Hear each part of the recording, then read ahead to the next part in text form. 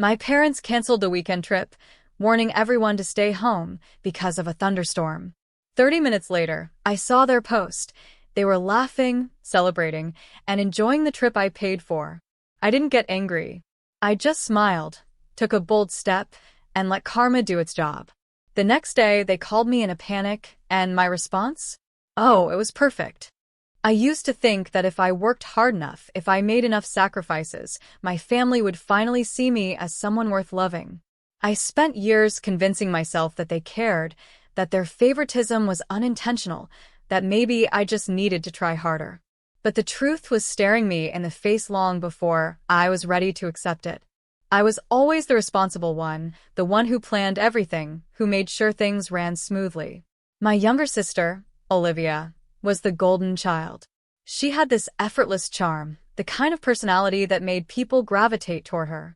Our parents adored her, always bragging about her online following, her latest brand deals, her glamorous trips. I, on the other hand, was the afterthought, the one who worked behind the scenes, who paid the bills, who took care of things no one else wanted to deal with. It wasn't just about Olivia getting more attention. It was the way my efforts were constantly overlooked. I put myself through college, working late nights and sacrificing every spare moment to get my degree in event planning. When I landed a good job in Seattle, I thought my parents would finally be proud of me. But they barely acknowledged my success. Meanwhile, when Olivia decided to drop out of college to become a social media influencer, they acted like she was the next big thing. They funded her lifestyle, gave her whatever she wanted, while I was expected to be independent. At first, I didn't let it get to me. I told myself that my parents loved us both in different ways. But over time, their favoritism became harder to ignore. Family gatherings always revolved around Olivia. Whenever I tried to talk about my work or the projects I was managing, my parents would quickly change the subject or brush me off. My mother would remind me to loosen up and enjoy life, as if my ambitions were something to be ashamed of. The worst part? I never stopped trying. No matter how many times they excluded me, I kept making excuses for them. Then came the weekend trip. It was my idea. I wanted to do something special for the family, something we could all enjoy together. I spent weeks researching the best mountain resorts, checking every little detail: rooms, activities, restaurants. I made all the reservations, paid for everything in advance, excited at the thought of finally creating a memory where I felt included. The night before we were supposed to leave, my mother called me. "Honey, I have some bad news," she said, her voice dripping with fake sympathy. "There's a huge thunderstorm heading toward the mountains. We decided it's too risky to go. It's better if we just cancel the whole trip." I remember sitting on my couch, my heart sinking. A thunderstorm? I checked the weather app immediately. There was some rain in the forecast, but nothing that serious. It didn't make sense, but I didn't argue. I wanted to believe her. "Okay," I said softly, swallowing my disappointment. "We'll reschedule, don't worry," she assured me. "You know how unpredictable the weather can be." So I stayed home that weekend, thinking my whole family was doing the same. I made myself a cup of tea, curled up with a book, and tried not to feel completely alone. Then, on Sunday afternoon, I absentmindedly opened Facebook. And that's when my entire world came crashing down. Right at the top of my feed was a photo of my family at the resort, the same resort I had booked, the trip I had paid for. My parents, Olivia, my aunts, uncles, cousins, everyone except me. They were smiling, laughing, raising glasses in celebration. The caption read, "Family Weekend Getaway. So grateful for this time together." I stared at my phone, feeling like I had been punched in the stomach. My hand started to shake as I scrolled through more posts. There they were, hiking trails, lounging by the pool, dining in the restaurant I had chosen. My father was laughing with my uncle. Olivia was posing in front of a bonfire, wrapped in a luxury resort robe. My mother had even posted a photo of the view from their hotel room, the very room I had booked for them. They had gone on the trip. They had gone without me. And worst of all, they had used my money to do it. My entire body went numb. Every single moment of my life where I had felt left out, unseen, forgotten suddenly made sense. It was never an accident. They didn't just forget to include me in things. They had always excluded me on purpose. The worst part? They didn't even feel guilty about it. They weren't trying to hide it. They were posting about it. I couldn't breathe. I stood up so fast my teacup crashed to the floor. I could hear my pulse thudding in my ears as my vision blurred with tears.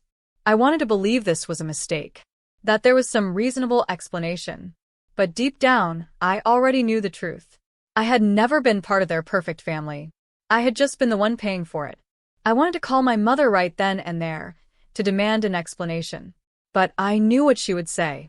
She would brush it off, call me dramatic, tell me I was overreacting. No. I wasn't going to let this go.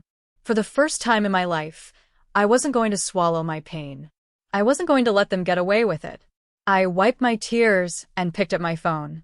If they thought they could do this to me and walk away unscathed, they were about to realize just how wrong they were. This time I wasn't going to stay silent. I didn't sleep that night. I lay awake in bed, my mind replaying every moment, every conversation, every time I had been excluded, dismissed, or used. It wasn't just the weekend trip. It was every family gathering they had forgotten to invite me to, every time Olivia was praised while my achievements were ignored, every time I had given and gotten nothing in return. By morning, my anger had settled into something colder. Determination. I wasn't going to let this go. I wouldn't just sit back and pretend it didn't happen. I wanted answers. So, when my phone rang at noon and my mother's name popped up on the screen, I took a deep breath and answered. Hazel, honey, how was your weekend? She asked, her voice light and casual, as if nothing had happened. I clenched my jaw. I don't know, Mom. Why don't you tell me how your weekend was?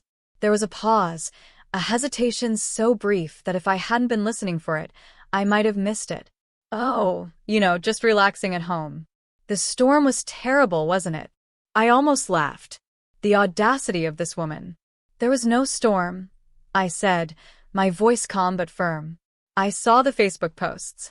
I saw the photos of you all at the resort, the one I paid for. Another pause. A longer one this time. Oh, well. Hazel, it was a last-minute decision, she said quickly, her tone shifting to one of excuses and deflection. The weather cleared up and Olivia really wanted to go. We figured you wouldn't mind, since you always say work keeps you busy. Stop. I cut her off. Just stop. I heard her sigh. Hazel, don't be so dramatic. We just thought it would be better this way. You always seem uncomfortable at family events, and we didn't want to put you in that position. I gripped the phone so tightly my knuckles turned white. You mean you didn't want me there? She didn't deny it. I felt something inside me snap. For years, I had accepted every excuse, swallowed every hurt, let them walk all over me while I told myself that family meant forgiveness. But this was deliberate. I paid for that trip, I said through clenched teeth. And you didn't even have the decency to tell me the truth. You just lied to my face and went without me. Honey, you're making this into something it's not. No, I interrupted. You're just mad that I finally see things for what they are. Another silence. And then, her voice turned cold. Hazel, if you're going to act like this, maybe we need some space. Call me when you're ready to be reasonable. And just like that, she hung up. I stared at my phone, my heart pounding in my chest. This was who they were. They didn't love me. They tolerated me when it was convenient. And they had no guilt about it. I wasn't just angry anymore. I was done. I opened my laptop and wrote an email to my entire family, my parents, Olivia, my aunts, uncles, and cousins. I attached screenshots of my mother's fake cancellation text, along with the Facebook photos of them all enjoying the trip I had paid for. Then I wrote, I want you all to know exactly what you did. You didn't just exclude me from a family trip. You lied to me. You used my money to fund your perfect getaway while I sat at home, thinking we had all canceled. This isn't the first time I've been left out, but it will be the last time I let it happen without consequences. I hit send. Within minutes, my inbox started filling up. Aunt Karen wrote, Oh, sweetie, this was a misunderstanding. We thought you changed your mind and didn't want to come. Uncle Mark replied, I think you're overreacting. It was just a trip. Olivia? She was the worst. Hazel, you always ruin things with your negativity. Maybe if you were fun to be around, people would actually invite you. But the most revealing response came from my father. A short, cold email that said, "You've really done it this time. We've always helped you. And this is how you repay us? Maybe it's time you stop blaming everyone else for your problems." Helped me? I had spent my entire life helping them.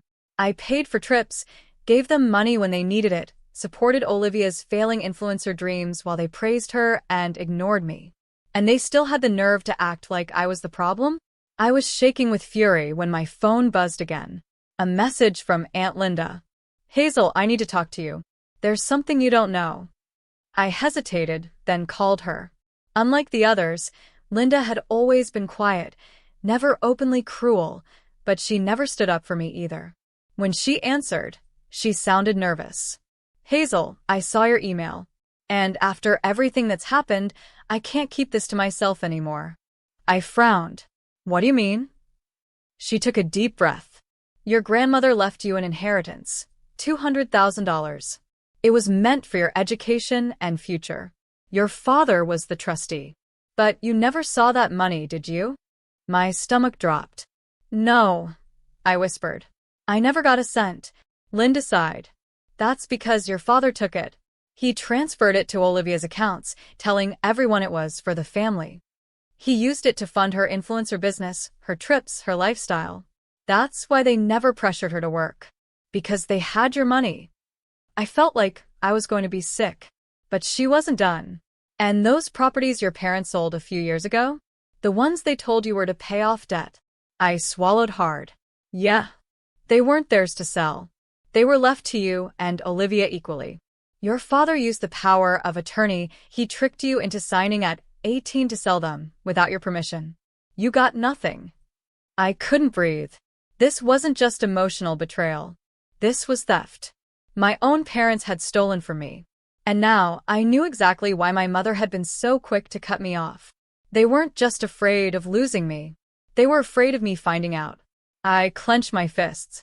They had spent years making me feel small, unwanted, disposable. But now? Now I had something they couldn't ignore. Proof. I wasn't just going to expose them for lying about a trip. I was going to take back everything they had stolen. And they would never see it coming. I sat in silence, the weight of Aunt Linda's words settling over me like a suffocating fog. My parents had stolen from me. They hadn't just favored Olivia, hadn't just excluded me from family events. They had taken what was mine, my inheritance, my future. And they had done it so easily, as if they had always known I would never question them, as if I was nothing more than a wallet to them. But they had made a mistake. They had underestimated me. The anger that burned inside me was no longer just about the weekend trip. That was only the final straw. This was about years of manipulation and betrayal. I wasn't going to let them get away with it. The next morning, I called a lawyer. Her name was Sarah Dawson, and she specialized in estate fraud.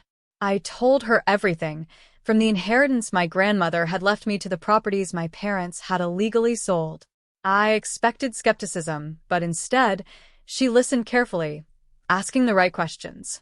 "This is serious, Hazel," she said after a pause. "If what you're saying is true, your parents committed fraud and theft. You have a strong case." I swallowed, gripping my phone tightly. "Can I get that money back?" "If we can prove everything, yes. But we need solid evidence." Evidence. I knew exactly where to start. For the next 2 weeks, I dug through everything: old emails, bank records, legal documents I had signed when I was 18, not understanding their significance. Aunt Linda helped, providing me with financial statements from when she had managed the family's accounts. I could see the proof right in front of me, money that had been transferred from accounts meant for me directly into Olivia's business. My parents had lied and stolen from me for years. And now, I had the proof to destroy their carefully curated lies. I called for a family meeting. My parents, Olivia, and a few other relatives arrived at my apartment that Saturday, acting as if nothing was wrong. My mother even smiled, though I could see the unease in her eyes. "It's good you're finally coming to your senses, Hazel," she said, sitting down on my couch. "Families shouldn't fight over misunderstandings." I didn't respond. Instead, I slid 3 folders across the table, one for my mother, one for my father, and one for Olivia. "What's this?" my father asked, opening his folder. "Read it," I said simply. The room was silent as they skimmed through the pages: legal documents, bank transfers, proof of property sales. Olivia paled as she saw her name on multiple transactions. My mother's hand trembled as she flipped through the evidence, her fake smile vanishing. "This is ridiculous," my father said, closing the folder. "You don't understand how things work, Hazel. That money was used for the family." I laughed, a bitter, humorless sound. "No, Dad." "It was used for Olivia. It was my inheritance, and you took it. You sold property that wasn't yours. You stole from me." My mother recovered quickly, crossing her arms. "You have no idea what it takes to keep a family together. We did what we had to do." I leaned forward. "Then explain this." I pointed to a bank transfer of $50,000, money that was supposed to be for my education but had instead been deposited into Olivia's business account. "How exactly did this help keep the family together?" Olivia finally spoke, her voice defensive. "I didn't know where the money came from. Mom and Dad said they were helping me out." I turned to her. "You never questioned how they could afford to fund your lifestyle while telling me they had no money for me? You knew." She looked away. My father's voice hardened. "So, what do you want, Hazel? An apology?" "Fine." "We're sorry. Let's move on." I shook my head. "No." "I'm not here for an apology. I'm here to give you a choice." I pulled out a final document, a legal settlement agreement, prepared by Sarah Dawson.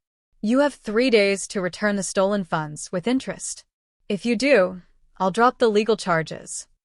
My father's face darkened. "And if we don't?" I met his gaze without flinching. "Then I'll take you to court. And I have enough evidence to ensure that both of you are charged with fraud." My mother gasped. "You would do that to your own parents?" I clenched my fists. "You did it to me first." The room was heavy with tension. Olivia burst into tears, shaking her head. "This is insane. You're destroying the family over money." I stared at her. "No, Olivia." "You destroyed this family when you let them steal from me." My father stood, rage simmering beneath his composed exterior. "You're making a mistake, Hazel." I crossed my arms. "No." "You did. 3 days. That's all you get." They stormed out, slamming the door behind them. But I wasn't afraid anymore. I had spent my whole life trying to prove I was worth their love. But now? Now I didn't want it. I wanted justice. And I was going to get it. 3 days passed, and just as I expected, my parents made their choice. They chose pride over honesty. They didn't return the money. They didn't sign the settlement agreement. Instead, they doubled down, trying to control the narrative, making themselves the victims. It started with phone calls from relatives, Aunt Karen, Uncle Mark, even some distant cousins I barely spoke to. They all had the same message. "Hazel, this is family. Do you really want to take legal action against your own parents?" I didn't answer at first. I let them leave their voicemails, let them text me their guilt-ridden messages. They weren't calling to support me. They weren't calling because they suddenly cared about the truth. They were calling to protect the family image. Then Olivia started texting me, flipping between anger and manipulation. "You've ruined everything. Mom won't stop crying. Dad is furious. I lost a brand deal because of this drama. Is that what you wanted?" I read the messages without responding. What I wanted? I wanted my life back. I wanted the money that was stolen from me. I wanted justice. But my parents weren't done. The day after the deadline passed, my mother showed up at my workplace. I was in the middle of a meeting when the receptionist called, whispering that my mother was causing a scene in the lobby. I walked downstairs and found her standing there, her arms crossed, face tight with barely concealed anger. Her voice was sharp the moment she saw me. "Hazel, we need to talk. Now." I didn't flinch. I had spent my whole life bowing down to her demands, but I wasn't that person anymore. "No, Mom." "We really don't." She scoffed. "You think you can just erase your family over money? Over a misunderstanding?" I folded my arms. It wasn't a misunderstanding. You lied. You stole from me. And now, instead of making it right, you're trying to manipulate me. Her voice softened, taking on that familiar, sickly sweet tone she always used when she wanted something. Sweetheart, we can fix this. We're family. Just let this go, and we'll make things better. I smiled, but it wasn't out of kindness. You had 3 days to do the right thing. You chose not to. Her expression hardened immediately. You're making a big mistake, Hazel. I tilted my head. No, Mom. You did. And with that, I turned and walked away, leaving her standing there, fuming. That afternoon, I met with my lawyer, Sarah, and we filed formal charges: fraud, theft, and illegal use of my power of attorney. Within 24 hours, the police launched an investigation. It didn't take long for things to fall apart for them. The next day, officers arrived at my parents' house with a search warrant. I wasn't there to see it, but Aunt Linda later told me my father tried to argue, claiming this was all a family matter that shouldn't involve the law. The officers didn't care. He was arrested at his office later that day, escorted out in handcuffs. Olivia's bank accounts were frozen, her so-called influencer business crumbling overnight. Without access to the money my parents had stolen, she was nothing. And my mother, who had always been obsessed with appearances, was arrested at a charity function in front of all her rich, judgmental friends. And just like that, their perfect image was shattered. The family group chat exploded. Some relatives defended them, claiming I had gone too far. Others, now confronted with the truth, fell silent. But I didn't care anymore. I had spent my entire life trying to earn a place in that family, and in the end, I realized something that set me free. I never really had won. Over the next few months, the case moved forward. My parents were forced to pay restitution, returning the money they had stolen from me, plus interest. They tried to fight it at first, but the evidence was overwhelming.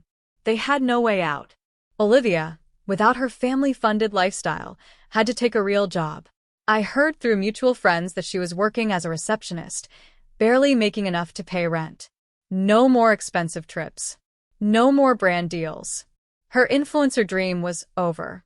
And me? I packed my things, moved to Austin, and started over. For the first time in my life, I wasn't carrying the weight of their expectations, their judgment, their constant belittling. I was free. One afternoon, Aunt Linda came to visit. She brought a small, dusty photo album and placed it in my hands. I found this while cleaning out my office, she said softly. I opened it, and my breath hitched.